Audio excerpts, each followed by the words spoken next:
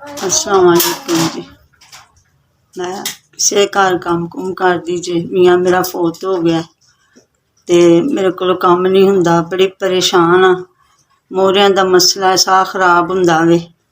मैं घर बह के कम्म कर सकां, हुण मेरे कोल कम्म बिल्कुल ही नहीं हुंदा ते पुत्तर मेरा जे सिखदा पिया वे। मियाँ मेरा मेरे सामने करदा सी कम्म, अल्लाह मियाँ नूं जन्नत नसीब करे ते बस मोहरियां दा बड़ा मसला, साह खराब हुंदा है। ठंडा लोकां दे घर पानी हुंदा ते कम्म नहीं मेरे कोल हुंदा। मैं अगर मेरे कोल मशीन मशून होवे, कपड़ा मेरे कोल होवे ते मैं सी के ते बाहर रेहड़ियां रूड़ियां ते दे सकां ते मैं अपने घर दा सिलसिला चला सकां।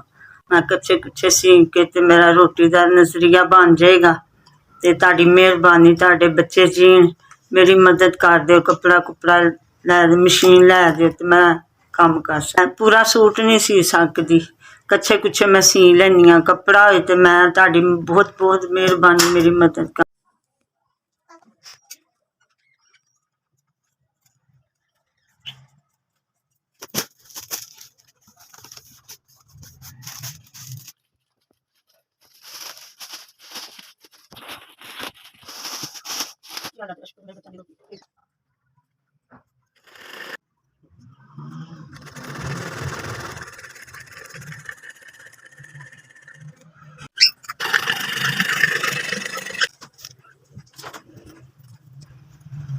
देखो भैन जी, मैं इस तरह दे माल बनाना चाहनी हाँ ते इहो जिहा मैं माल बनानी हाँ।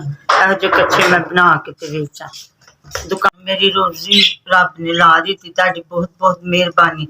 मैं बड़ी खुश हाँ, मेरे बच्चों की रोटी लग गई है। मशीन लैके दित्ती, हुण थोड़ा जिहा कपड़ा भी लैके दे दोगे तो तुहाडी बड़ी मेहरबानी हो जाएगी ते मैं कम्म चला सकांगी।